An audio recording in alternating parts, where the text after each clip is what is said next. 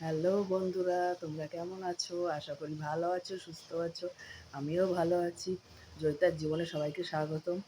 তো ছেলে তো স্কুল চলে গেল সকালবেলা ঘুম থেকে উঠেই। আজকে ওই আমার যে টাইমে ওঠা আমি সে টাইমে উঠেছি, 6টার সময় উঠে টিফিন দিলাম, ভাত। মানে ওই সময় এত তাড়াহুড়া লেগে যায় না, আমি আর মোবাইল অন করতে পারি না। তারপরে ছেলে তো ঘুমিয়ে থাকে, তাকে টেনে উঠানো, যতই সে বড় হয়ে গেছে, মা না উঠালে তো সে উঠবে না। উঠালাম, উঠিয়ে তাকে মুখ টুক ধুয়ে ব্রাশ করে ভাতটা খাইয়ে দিয়ে টিফিন দিয়ে স্কুল পাঠিয়ে দিলাম। তারপরে আমরা দুজন হেঁটে আসলাম। হেঁটে এসে এই যে দেখো চা খেয়ে নিয়েছি, দেখাচ্ছি তোমাদের। চা খেয়ে নিয়েছি। বর গিয়েছে এখন জল আনতে, তো জল নিয়ে আসুক, করা যায়। তো দেখো বিছানা কিছুই উঠানো হয়নি আমার। দেখো এই দেখো তোমাদের কি দেখাবো আর, আমার সঙ্গেই দেখো, এই দেখো মশারি টশারি সব পড়েই আছে, মশারি সব পড়ে আছে। বিছানা কিছু ওঠায়নি, বিছানা ওঠাবো। কিন্তু আজকে ওয়েদারটা তোমাদের দেখাই, কি বৃষ্টি শুরু হয়েছে সকাল থেকে। মনে হচ্ছে বর্ষাকাল এসেই গেছে। এখন বর্ষা, পরে আবার দেখবা প্রচণ্ড গরম, থাকাই যাচ্ছে না। প্রতিদিন বৃষ্টি হচ্ছে। বেশি বৃষ্টিও ভালো লাগে না, বেশি আমাদের মানে মহিলাদের কি জানি না, সবার কি তোমাদের কি, বৃষ্টি হলে বৃষ্টিতে প্রবলেম, জামা কাপড় শুকাচ্ছে না, ঘর বাড়ি স্যাঁতস্যাঁত করছে, বা বেশি গরম পড়লেও অসহ্য গরম, থাকা যাচ্ছে না, কোনো কিছুতে আমরা সন্তুষ্ট না। ওয়েদার কী করবে, ভগবানই বা কী করবে। 3-4 দিন ধরে একটানা বৃষ্টি শুরু হয়েছে। তো ভাবলাম আগে ছেলেকে দিয়েছে একটু চাটা খেয়ে তারপর আমি আমার কাজে লাগি, ঘরটা বিছনা টিছনা উঠিয়ে নিই। বর তো দোকানে যাবে, তারপরে তো রান্না আছে, আবার একবার রান্নাঘরে ঢুকে গেলে আর তোমাদের সঙ্গে কথা বলা হবে না। আর দেখো আমার মুখটা মনে হচ্ছে দিন বা দিন কেমন খসখসা খসখসা হয়ে যাচ্ছে। কি জানি কেমন লাগে ক্যামেরায় তোমাদের তারপর তার থেকেও বেশি মোটা, মনে হচ্ছে কী মোটা হয়ে গেছি। হ্যাঁ, আমার ছেলে বলে দিন বা দিন বলে আমি মোটা হয়ে যাচ্ছি। তো একটু তো ডায়েট কন্ট্রোল করে থাকতে হবে, শুধু খেলে তো হবে না। কিন্তু আমার তো গ্যাসের প্রবলেম, আমি শুধু কিছুক্ষণ পর আমার খিদে পেয়ে যায়। এই যে চা বিস্কুট খেলাম, আবার হয়তো কিছুক্ষণ 1 ঘন্টা পরে খিদে পেয়ে যাবে, তখন আবার খেতে হবে। আর আমি না সত্যি কথা বলতে রুটি হজমই করতে পারি না। মানুষ যখন রুটি খায় বা অন্য কিছু ডালিয়া ফালিয়া খেলে আমি হজম করতেই পারি না। আমার মনে হয় একটুখানি ভাত দাও আমাকে, আমি বাংলা ভেতো বাঙালি তো, একটু ভাত দাও তাতে আমাদের পেট ভরে যায়। তো ঠিক আছে, এইভাবেই চলতে হবে, জীবনটা এরকমই আমাদের। তো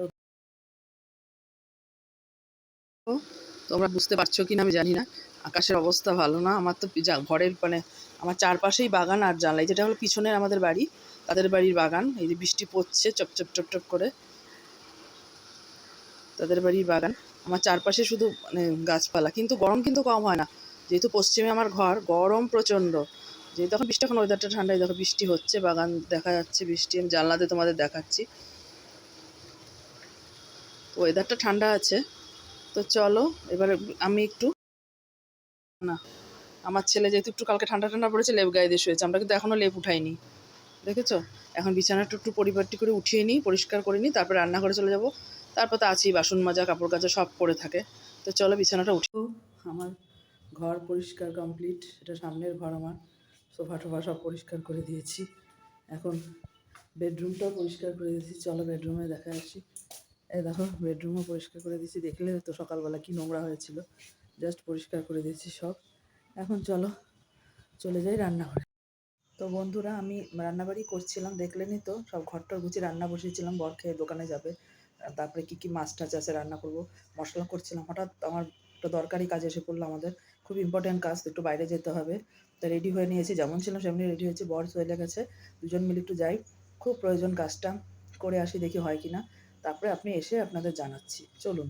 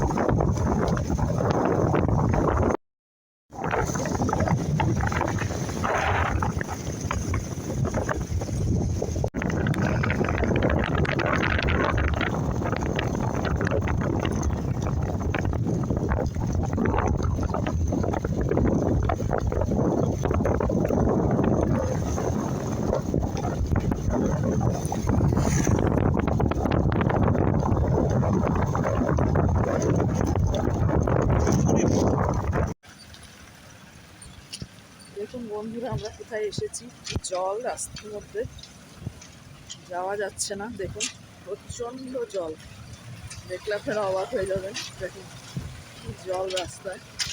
এত দূরে আসলাম একটা খুব দরকারি কাজে, কাজটা হয়ে গেল কমপ্লিট, তাতে একটু খুশি আমরা। আসি, দেখুন কেমন জল জমে আছে রাস্তায়।